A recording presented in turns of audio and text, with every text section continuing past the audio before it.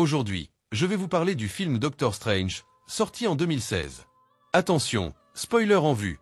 Le film suit le parcours de Stephen Strange, un neurochirurgien brillant mais arrogant, qui voit sa vie bouleversée après un accident de voiture qui endommage gravement ses mains. Désespéré de retrouver ses capacités, il se tourne vers des méthodes peu orthodoxes et rencontre le maître des arts mystiques, l'Ancien, qui lui ouvre les portes d'un monde caché de magie et de dimensions parallèles. Alors que Strange lutte pour maîtriser les arts mystiques, il doit aussi faire face à une menace puissante qui pourrait détruire la réalité elle-même. Restez avec moi pour découvrir comment ce héros, au début sceptique, se transforme en un sorcier capable de sauver le monde. Dans un sanctuaire, un groupe d'hommes cagoulés envahit les lieux. Ils atteignent une bibliothèque et lient son gardien avec des liens créés par une sorte de magie. Peu de temps après, le chef du groupe, Maître Caecilius, apparaît, sort deux haches et coupe la tête du bibliothécaire. Après cela, il prend un livre, en arrache une page et se prépare à partir. Mais la maîtresse du sanctuaire, connue sous le nom de l'Ancienne, une sorcière extrêmement puissante, apparaît devant lui. Elle bloque la sortie, mais Caecilius et ses disciples parviennent à s'échapper par un portail qui les conduit dans les rues de Londres. Alors qu'ils fuient, le groupe est surpris par un mur de verre qui bloque le passage derrière eux. L'Ancienne apparaît et utilise sa magie pour invoquer la dimension miroir, qui lui permet de façonner l'espace et le temps à sa guise. Grâce à cela, la sorcière parvient à modifier la gravité et fait tomber tout le monde sur les côtés des bâtiments. Une bataille éclate et les guerriers de Caecilius tentent d'attacher les jambes de l'Ancienne avec leurs arcs, mais elle parvient facilement à se libérer. La magicienne fait alors apparaître deux disques de ses mains et les utilise pour attaquer et se défendre contre les ennemis. Même si elle est en infériorité numérique, aucun des guerriers ne lui fait face. Elle change une fois de plus de dimension et bouleverse tout. Malgré tout, Caecilius parvient à s'accrocher à la fenêtre d'un des bâtiments et crée un portail par lequel ses serviteurs peuvent s'échapper. Voyant que son ennemi s'est enfui, l'Ancien défait la dimension miroir et s'en va. Plus tard, à New York, un médecin se prépare à une opération chirurgicale. Il s'appelle Stephen Strange et ses compétences en tant que neurochirurgien n'ont d'égal que son arrogance. Mais un cas délicat se présente à l'hôpital où il travaille. Un patient atteint d'une balle dans la tête est sur le point d'être déclaré décédé, mais Strange décide de procéder à l'opération quand même. Avec beaucoup d'adresse, le médecin parvient à retirer la balle et à sauver le patient. Quelques minutes plus tard, Stephen parle à sa collègue et ex-petite amie, le docteur Christine, et l'invite à une conférence médicale. Elle n'accepte pas l'invitation car elle dit qu'ils ont encore des problèmes non résolus. Néanmoins, le médecin décide d'aller à la conférence. Il se prépare et roule à grande vitesse sur la route. Il est distrait un instant et heurte une autre voiture, ce qui le fait sortir violemment de la route. Le lendemain, il se réveille dans un lit d'hôpital, complètement blessé. Pour couronner le tout, ses mains ont été abîmées par l'accident et toutes ses compétences de chirurgien sont perdues à jamais.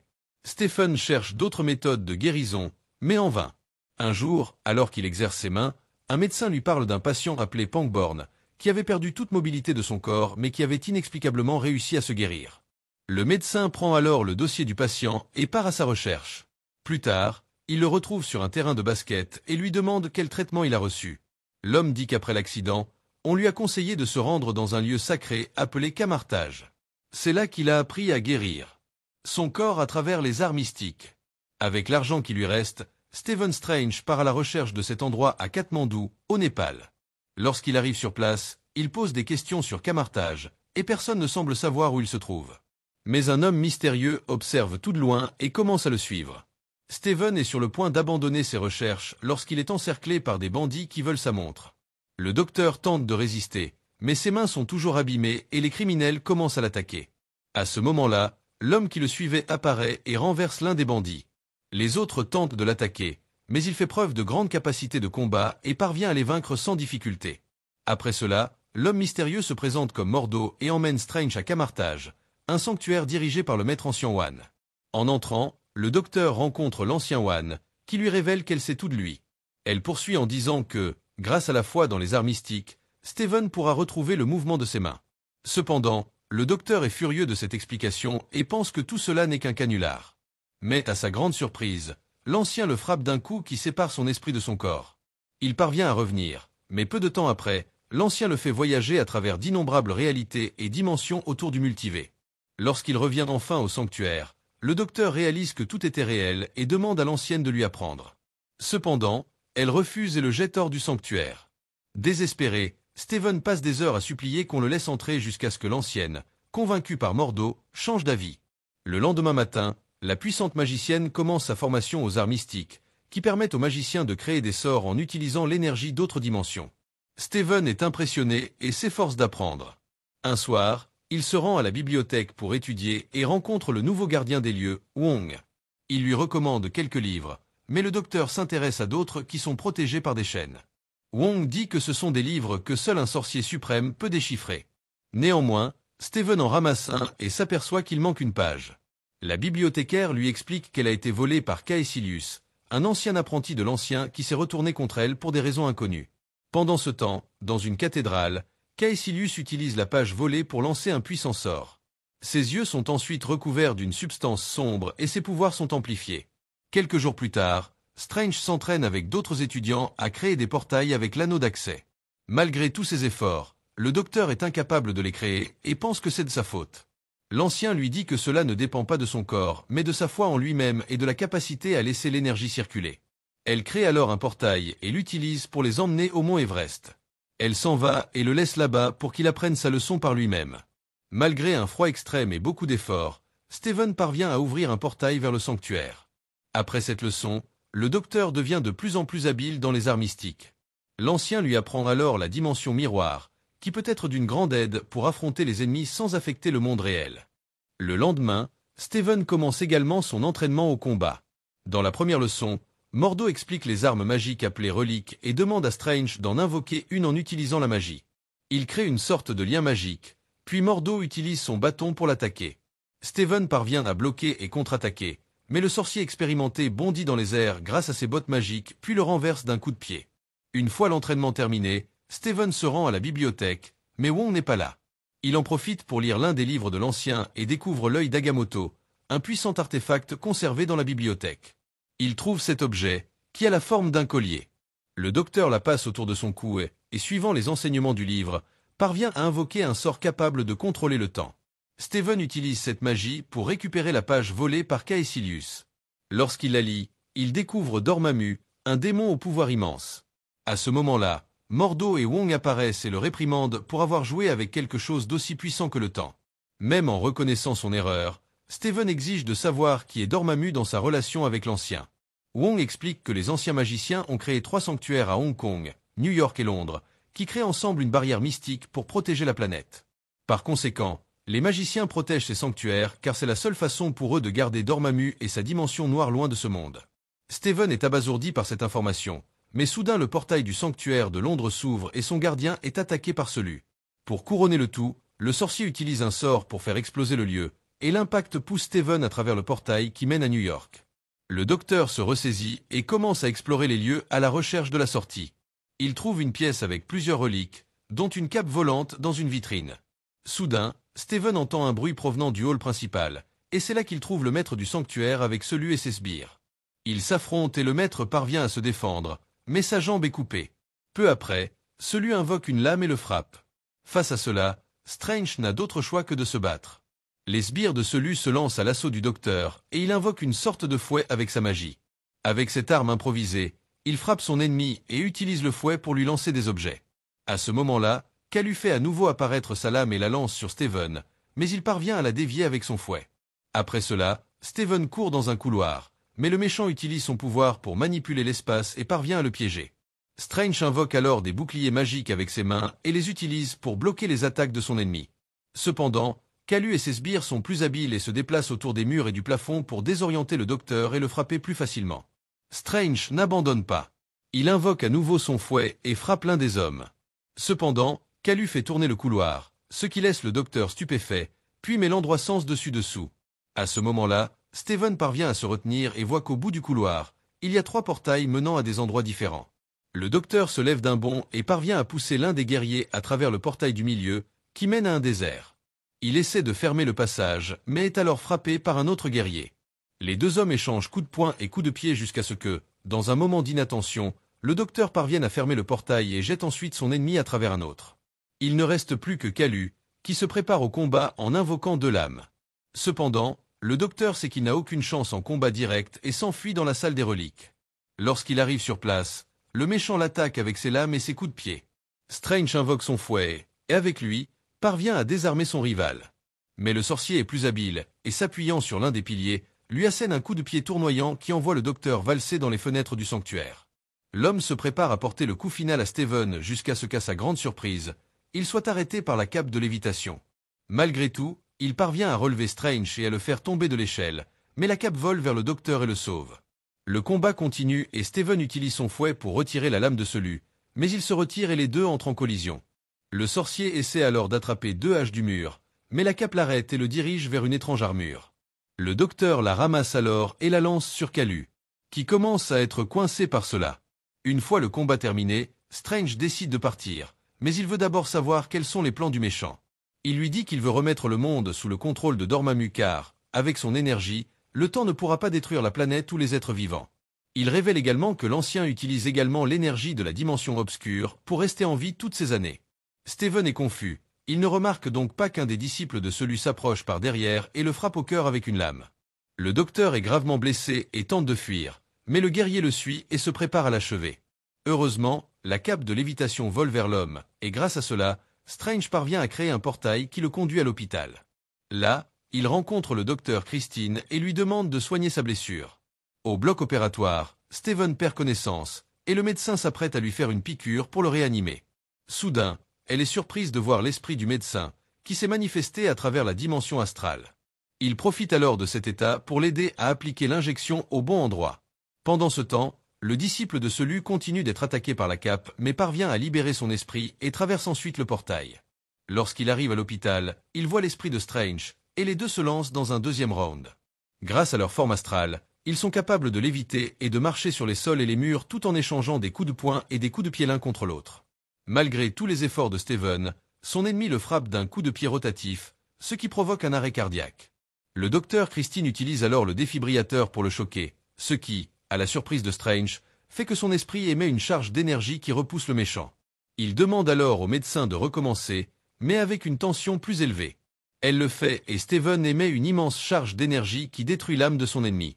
Après le combat, le docteur Christine soigne ses blessures, mais le médecin doit partir pour arrêter les plans de Selu. Il revient par le portail et enfile le manteau de lévitation, qui fait désormais partie de lui. Il part à la recherche de Kalu, mais le méchant a réussi à s'échapper. Quelques secondes plus tard, Mordo et l'ancien apparaissent, et le docteur leur raconte tout ce qui s'est passé. L'ancien propose alors à Steven de protéger le sanctuaire de New York, mais il la refuse car il ne veut pas être obligé d'éliminer quelqu'un d'autre. Il révèle même qu'il sait que l'ancien utilise le pouvoir de la dimension de Dormammu pour rester en vie aussi longtemps. Elle est offensée par cela, mais met fin à la discussion et retourne au sanctuaire pour appeler des renforts. Par la suite, Mordo confronte Strange au sujet de son refus d'accepter le poste de protection du sanctuaire et lui dit qu'il fait désormais partie de quelque chose de plus grand. Cependant, avant que les deux ne puissent continuer à se disputer, Selu et d'autres disciples retournent au sanctuaire. Ils se préparent à lancer la même magie qui a détruit le sanctuaire de Londres, mais le MTO intervient et les attaque pour tenter de les arrêter. Malgré cela, Kalu parvient à mettre fin à la magie et la lance pour détruire tout le lieu. Soudain, Strange invoque la dimension miroir et parvient à protéger le sanctuaire. Cependant, cette stratégie s'avère être une erreur car, dans cette dimension, le méchant est encore plus puissant et peut manipuler tout l'espace avec une extrême facilité. Malgré cela, Strange vole vers lui et lui vole son anneau d'accès pour qu'il ne puisse pas s'échapper par les portails. Après cela, lui et Mordo courent dans la rue et se rendent compte que toute la ville a été modifiée comme s'il s'agissait d'un puzzle infini. Les deux courent alors dans les rues et Strange crée un portail pour s'échapper. Cependant, Kalu fait tourner la dimension et ils tombent dans un bus. Les ennemis continuent de les poursuivre, mais les héros volent dans un bâtiment et courent à nouveau à travers ses fenêtres. Strange tente de créer un autre portail de fuite, mais Kalu saute dans le bâtiment et crée une onde d'impact sur les fenêtres, ce qui fait perdre l'équilibre aux héros et fait tomber le portail en morceaux. Pour empirer les choses, Kalu invoque un sort qui fait couler le bâtiment ainsi que tous les autres qui l'entourent. Désormais, toute la ville est dispersée en plusieurs blocs séparés, ce qui crée un immense précipice dans lequel Strange et MTO sont entraînés. Grâce à leur cape de lévitation et à leurs bottes, les deux parviennent à descendre en toute sécurité par un escalier de secours, mais le monde qui les entoure devient de plus en plus perturbé par la magie de Kalu, et tout tourne au chaos. Alors qu'ils courent pour sauver leur vie, Mordo et Strange sont séparés. Le docteur continue de fuir à travers des couloirs sans fin jusqu'à devoir sauter dans un trou par lequel il traverse des métros et divers bâtiments. Heureusement, il atterrit sain et sauf sur la route et continue de fuir. Quelques secondes plus tard, Kazla apparaît et le fait tomber au sol. Le méchant se prépare pour son attaque finale, mais une partie du sol où se tenait Strange s'éloigne soudainement. Devant tout le monde, l'ancien apparaît et crée une arène de combat pour protéger ses deux guerriers et affronter celui. Elle tente de convaincre son ancien élève que l'utilisation de l'énergie de Dormammu ne mènera qu'à des tourments, mais il ne croit pas à ses paroles et décide de l'affronter. La puissante sorcière utilise ses disques d'énergie et frappe les guerriers tout en bloquant et en déviant leurs attaques. Malheureusement, Kalu profite d'un moment de distraction de la part de son ancien maître et transperce l'un de ses guerriers avec sa lame, qui transperce également le corps de l'ancien. Il crée alors un portail derrière elle et la fait passer à travers. Voyant cela, Mordo et Strange sortent également par le portail pour la sauver, mais l'ancien s'écrase contre le rebord d'un bâtiment et tombe au sol inconsciente. Le médecin l'emmène à l'hôpital du docteur Christine et lui demande de la sauver. Dans la salle d'opération, le rythme cardiaque de l'ancien s'arrête, mais Strange sait que c'est parce qu'elle a séparé son esprit de son corps. Il décide de faire de même et part à sa poursuite. Les deux s'arrêtent à la fenêtre de l'hôpital, et il l'avertit que si elle ne revient pas le plus vite possible, elle périra. Cependant, le maître dit que son heure est venue et que c'est maintenant à Strange et au MTO d'arrêter Dormammu ensemble. À cause de cette décision, l'ancienne ne peut résister à ses blessures et finit par mourir. Bien qu'ébranlé par cette mort, Strange sait ce qu'il doit faire. Il fait alors ses adieux au docteur Christine et part pour le sanctuaire de Hong Kong, le seul qui reste pour empêcher la résurgence de Dormammu. Pendant ce temps, Wong et les autres magiciens se rassemblent au sanctuaire et se préparent au combat. Au même moment, Strange arrive au sanctuaire et trouve Mordo. Le docteur lui parle de l'élimination de l'ancien, mais le sorcier est toujours tourmenté en découvrant que son maître a utilisé l'énergie de Dormammu à son avantage. Malgré tout, Strange le convainc que le seul moyen d'arrêter la destruction du monde est de s'unir pour arrêter celui. Après y avoir réfléchi, les deux décident de travailler en équipe et d'ouvrir un portail vers Hong Kong. Lorsqu'ils y arrivent, le sanctuaire a déjà été complètement détruit et Dormammu est sur le point de prendre le contrôle du monde.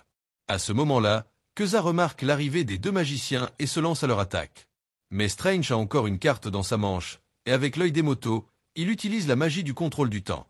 Grâce à cela, tout autour de lui commence à reculer et la ville se reconstruit peu à peu. De plus, tout le monde, à l'exception du docteur, souffre des effets du temps, y compris ceux qui ont été éliminés. Malgré tout, Steven parvient à utiliser sa magie pour libérer Mordo du sort, et les deux se dirigent vers le sanctuaire. Cependant, Kalu parvient également à se libérer du sort du temps et se lance à l'attaque du couple.